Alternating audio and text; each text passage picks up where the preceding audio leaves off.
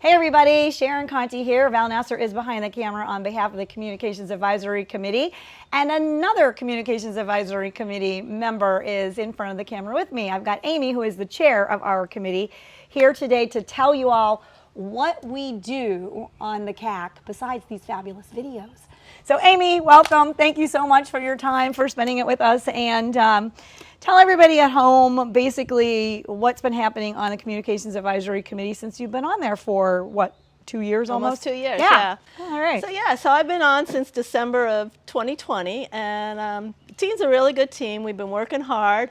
A couple of things we took on right away is one of our first projects was the Breeze. We really felt it was important to do something with that, to improve it, to make it a big communications tool for our community. So we did a lot to reformat it, restructure it, add some good content, make it easier to use.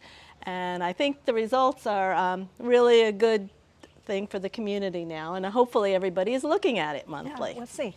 All right, everybody. So I don't know if you've noticed it or not, but some of the things that they tweaked on here, and we got to give a shout out to Fred, and I would use his last name, but then I got to get him to sign a waiver, and I don't want to do that. So he was able to go in and format everything so it was balanced, and the font is consistent, and topics are coming into you. If you want to read your message from Lori, it's in every issue, and I think that is so, you know what, consistency is key, right? That's and the images are improved and everything else, so it's much better organized. If you want to look at the ads, they're towards the back now in one place, so it's just, I think, a much more usable tool for the community. And you get it on color if you do it online, if you look at it online. Yay. Exactly. Another thing we did was the club brochures, and that was part of hand in hand with the Breeze updates. With the club brochures, there was some static information that was in the Breeze every month that was taking Y'all remember up, that. Y'all remember that. Was taking up 3 or 4 pages. It was really just explaining what the clubs were and stuff. So we wanted to leave the Breeze for current content, so you could get new information of what's important to you now. So in addition, we have a club brochure now that's available at the front desk for anybody. It's also available online, where if you want to know about any of our 50+ clubs, interest groups, you can go through and read a little thing about what each club does and who the contacts are, so you can get more information. Awesome. So everybody, if you have not seen this, another effort by Fred to get a lot of information condensed into one place. This is a great little tool if you're, especially if you're new to the community and you're just trying to figure out what you want to do. Don't get me wrong, I'm always here to plug the Hub, but the Hub has all this information. But if you're like me, sometimes just having it in one place and sitting down with a cup of coffee and reading it just helps you retain more people. Some people are more visual like that with a printed piece. So, for instance, if we wanted to give a shout out to the Scrap Paper Scissors Club here on page 10, it has a contact person, has an email address, and it gives you a blurb and when they meet every week. So all that information is here. That's really that's a great tool. Awesome. Awesome stuff. What else? Keep on going. Well, the roving reporters, that's been something new. And I really think that's been a great addition, because this brings to life the fun in our community, right? Entertainment. We've covered events in the ballroom, we've covered pool things, we've covered craft fairs and stuff, but we want people to get a great feel of how much fun it is to live here and all the good things going on. And that, I have to give the shout out to you, Sharon, and to Val behind the camera, because we wouldn't have this program without you two, but I think it's an awesome addition, and we get a lot of good kudos from the neighbors who enjoy seeing it, especially ones who maybe aren't here and weren't able to catch the events. So that's been a great addition. Some of the other things we've done is we help put together a buy-sell package early in the year to help residents have information in one place of what they needed. That's actually good. Like, I'm going to stop you there for a minute. That's actually good for anybody who's contemplating putting your house on the market. There are rules here that you maybe are unaware of, and you may want to just tap the front desk and ask them if they have a packet for you to reference, because there's obligations and requirements on your side of things. And sometimes if you hire a realtor from outside the community, they're unaware of these and you will be in violation. So maybe just do your due diligence and check into that. So sorry to interrupt. Continue. Oh, that's good. We've done some periodic Did You Knows, which again are just short, brief updates to the community about relevant topics. It might be information on don't feed the wildlife. It might be information on what does it mean when the flags are at half staff and who does it. Just when topics come up that we think would be of general interest, we'll do a short publication to the community. And then the real accomplishment over the last year, in addition to all that, was working with the Hub Committee team on the design and launch of the Hub. Yep. Our communications team spent extensive amount of time working with the Hub team to go through the look and feel, the design, what kind of information to provide, improving the content, and how to make it a useful tool for all the residents. And we put a lot of effort into that and invited residents in to give us feedback early on what they liked, what they needed, what didn't work well. And then, of course, once we launched, we helped coordinate the education classes for it and the ongoing promotion. So this year, we've spent a lot of resources to help with that successful launch as well. So what is, I'm glad you brought it up. Obviously, I plug the Hub as often as I can because we really did. That was a grind, and we are so happy with the result. We hope you all are too. But is there, for those sitting at home right now saying, I missed those training sessions and whatnot, have we established where we're moving in the future with this, or how we're going to approach people that still maybe haven't logged in yet? You know who you are.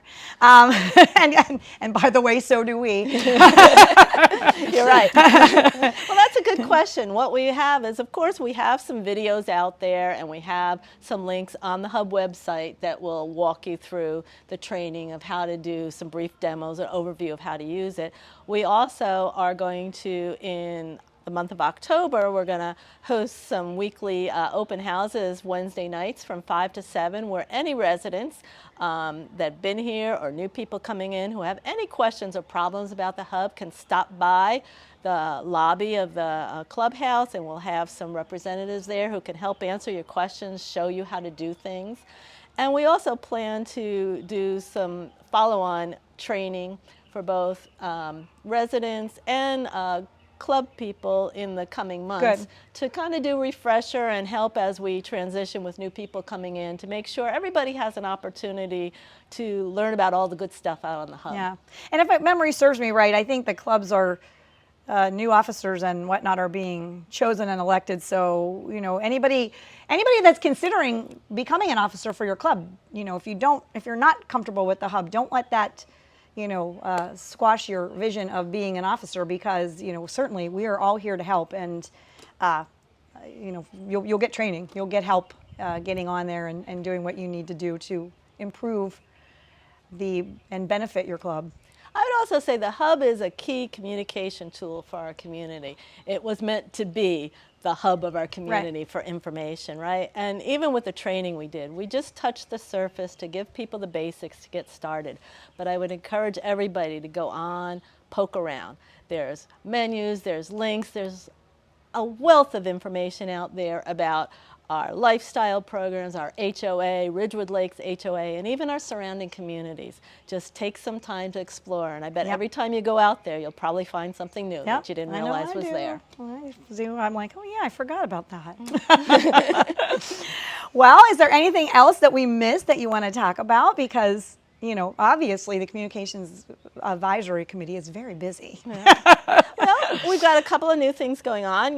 While the Hub was our big focus for this year, we're not going to rest on our laurels. So now we're looking at new opportunities for communication. And one of the things we're focused on right now is a new resident welcome program. We think that now that we've transitioned from the sales program before to now resale community, we still need to help our new residents learn about this wonderful community, all that's there. So we're working with the Always Welcome Club right now to develop a program where we'd have a program to meet new residents, to invite them to special meet and greets so that they can have some small group participation and stuff, and we're excited about that. We're also looking at opportunities to streamline some of the communications going out, both the club communications and the lifestyle communications, because some of our residents may feel like they're getting bombarded with lots of emails going out, and so we're looking Spammed. for opportunities to streamline that. So those are a couple examples of things that the club is now looking at. But we have some openings, and we welcome new people to come and join us, because we're really looking for new, fresh ideas that we can do, because our whole mission is to try to help communications in the community so everybody can get the information they want. Right. So although there has not been multiple formal requests for applicants, we're going to run the email address across the bottom, and if you are interested, just send us a quick note. I'm really interested in joining your team, and we will get you the application. There is open seat on our committee, and we haven't filled it because we were kind of waiting until maybe some of our part-time residents came back, and we wanted to give them the option to apply as well and feel like they were here to be interviewed. So circling just back one other segment a little bit ago, there's a lot of newcomers out there. I feel certain that you have moved in within the last 6 months, and maybe things feel a little disjointed about where do you go to get the basic information that you need. So keep your eyes peeled for newcomer meetings, or whatever we decide to call them, meet and greets. Welcome Webbers. Welcome Webbers. Look for those type of communications, because we really want to gather all of you that have moved in, maybe even since COVID, I don't know, because things really came to a halt during COVID, and I'm not sure, things have kind of gotten back, but if you moved in within those last couple of years, you may feel like you're just kind of on the outside looking in, and we don't want that to be the case. So keep watching for that kind of communication. Anything else you got for us, Aim? No, I think we've covered everything. I think we did a good job, yeah. So pat us on the back. Come join us. Yeah. So thanks, everybody, for your time. Amy, thank you for joining us. And for Val Nasser behind the camera, this is Sharon Conti on behalf of the Communications Advisory Committee with another Committee Connection Wrap.